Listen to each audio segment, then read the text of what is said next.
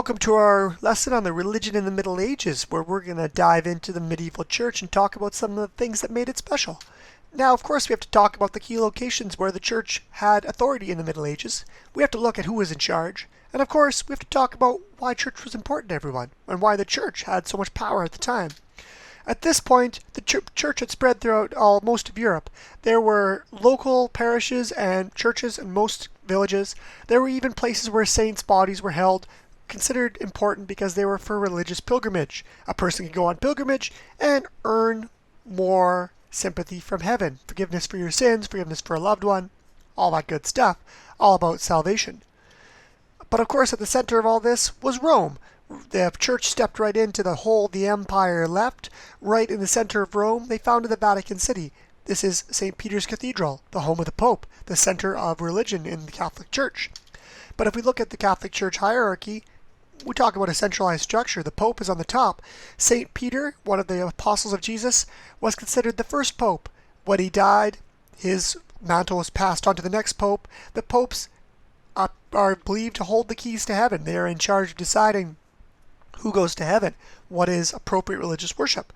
And of course, this Pope, as the leader of the church, picks his cardinals, who pick their archbishops, who pick bishops, who are in charge of looking after priests.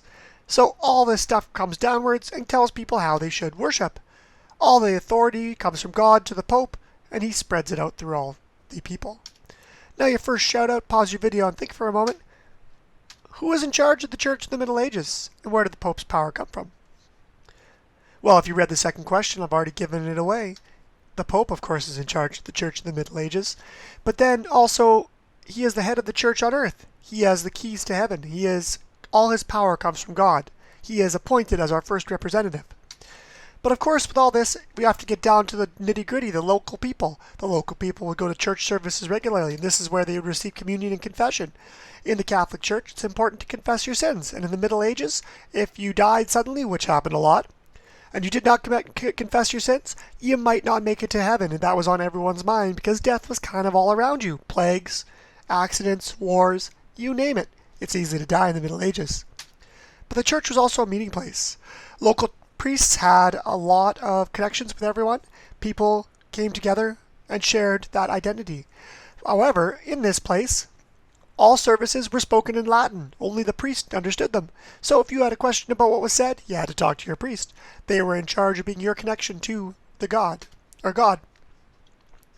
But of course, for leadership, that's a big deal, because if you're a king, you have to be appointed by God as well. So that falls to the local bishop, archbishop, or the Pope. So as a result, the church became really powerful across the board. It was powerful in your everyday life because if you wanted to go to heaven, you had to follow the rules. But it was also powerful in the lives of rulers because if you wanted to be the boss, you had to recognize the other boss. And this is the baptism of a king, which spread authority. This also led to the baptism of many pagan leaders who became baptized to make their kingdoms more legitimate. So, finally, for your homework, I want you to think back and describe why the medieval church was so significant to everyone's lives.